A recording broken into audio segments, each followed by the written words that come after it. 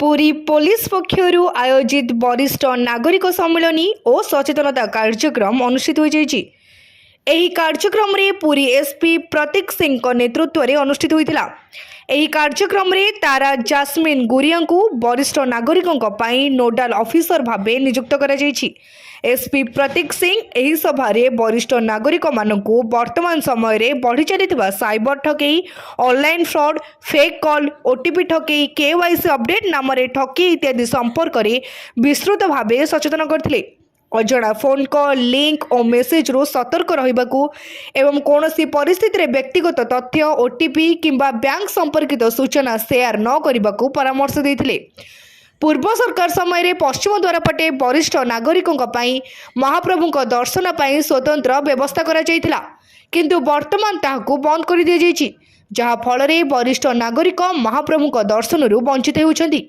किपरि पुनः पश्चिम द्वार खोला जाई वरिष्ठ नागरिक महाप्रभुଙ୍କ दर्शन करि परिबे से नै विशेष आलोचना करा जायछि। एसपी वरिष्ठ नागरिक मानकू आश्वासन दे कहिथिले जे पुरी पुलिस सब बेले सेमानक सह अछि एवं कौनसी समस्या, असुविधा किंबा संदेहजनक घटना हेले पुलिस को सूचना देबाकू अनुरोध करथिले। से एहा मध्य स्पष्ट करथिले जे 112 होछि पुरी पुलिस रो 24 आवर 7 जरूरी सेवा नंबर, जहा माध्यम रे समस्त समय रे सहायता मिली परिबो।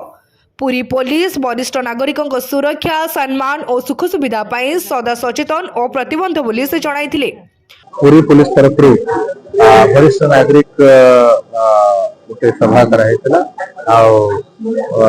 वरिष्ठ नागरिक जिते भी आमर अच्छा से परिचय पत्र पुलिस तरफ देवर कार्यक्रम कराइला। 2026 रे एटा प्रथम सभा जी आम वरिष्ठ नागरिक जो आमर अच्छा से कथबार्ता आलोचना करी कौन आमको सुझाव रही वरिष्ठ नागरिक होती आम समाज मार्गदर्शक।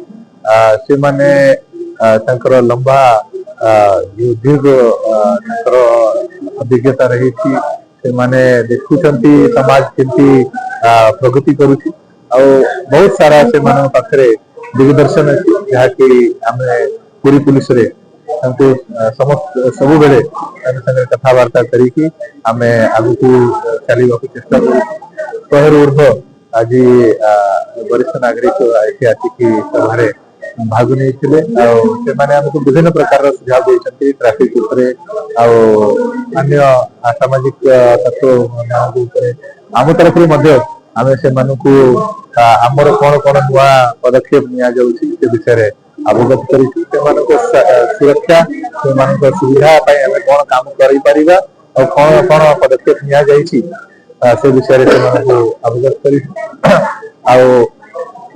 आगामी दिन में आम पुरी जिले में सब कोण अनुकोण जिते आमर सीनियर सिटीजन अच्छा से पाखक जाकि बसिकी तरफ जहाँ दिग्दर्शन अच्छी पाई आम आमर सेवा केमती भल भाव से जोगे पारू जिते सीनियर सिटीजन अच्छा आम सुरक्षित रखिपार काम करूँ।